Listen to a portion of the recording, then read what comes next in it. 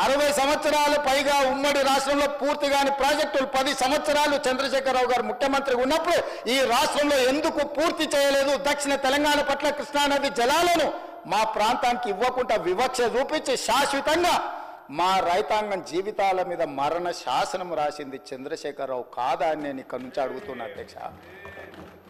ఇవాళ ప్రతిపక్ష నాయకుడు వచ్చి ఇక్కడ కూర్చుంటుంటే నేను అడిగేదానికి సమాధానం చెప్పాల్సి వస్తుందనే ఈరోజు వారి ముఖం చాటేసింది అధ్యక్ష.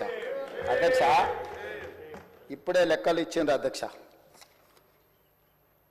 చంద్రశేఖరరావు గారు ప్రతిపక్ష నాయకుడు అధ్యక్ష. ప్రతిపక్ష నాయకుడుగా ఇప్పటివరకు వారి శాసనసభకు వచ్చింది 2 సార్లు అధ్యక్ష.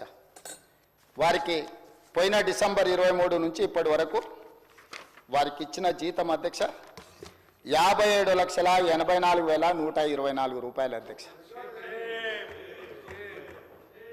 శాసనసభ్యుడిగా ప్రతిపక్ష నాయకుడిగా డిసెంబర్ 1, 2023 నుంచి ఫిబ్రవరి 28, 2025 వరకు ఈ దాదాపుగా 15 నెలలలో వాళ్ళు తీసుకున్న ప్రభుత్వం సొమ్ము జీత భత్యాలు శాసనసభ్యులు కూడా ప్రభుత్వ ఉద్యోగ అధ్యక్ష తమకు తెలుసు కదా, సుప్రీంకోర్టు తీర్పిచ్చింది. వారు 57,84,124 రూపాయలు జీత భత్యాలు తీసుకున్నారు అధ్యక్ష. 2 సార్లు ఇక్కడికి వచ్చింది, ఇప్పటి వరకు ఎక్కడికి వెళ్ళలేదు అధ్యక్ష.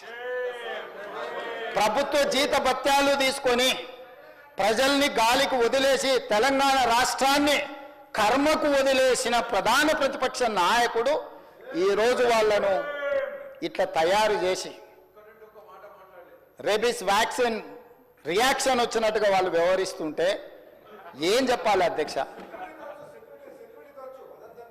ఇక సెక్యూరిటీలు ఇవన్నీ మళ్ళీ అది సపరేట్గా నేను చెప్పదలుచుకున్న వాటి జోలికి వెళ్ళదలుచుకోలేదు. సరే, కుటుంబ సభ్యుల వల్ల ఆయన ప్రాణ ప్రమాదం ఉంది కాబట్టి ఆయన సెక్యూరిటీ పెట్టుకున్నాడు.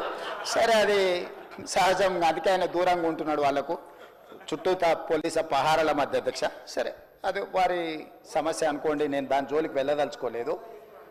సో ఈరోజు ఎస్ఎల్బిసి పూర్తి చేసి ఉంటే నల్గొండ కష్టాలు తీరు ఉండేటివి కదా, డిండి ప్రాజెక్టు పూర్తి చేసి ఉంటే నల్గొండ కష్టాలు తీరు ఉండేటివి కదా, మా పాలమూరు రంగారెడ్డి ఎత్తిపోతల ప్రాజెక్టు ఈరోజు జూరాల నుంచి నీళ్లు తీసుకుని ఉంటే రాయలసీమ నీళ్లు దొంగిలించే అవకాశం ఉండకపోతుండే కదా అధ్యక్ష. ఈరోజు కృష్ణానదిలో మొత్తం ప్రాజెక్టుల మీద వివరాలు తీయండి అధ్యక్ష. ఎవరి హయాంలో ప్రారంభమైన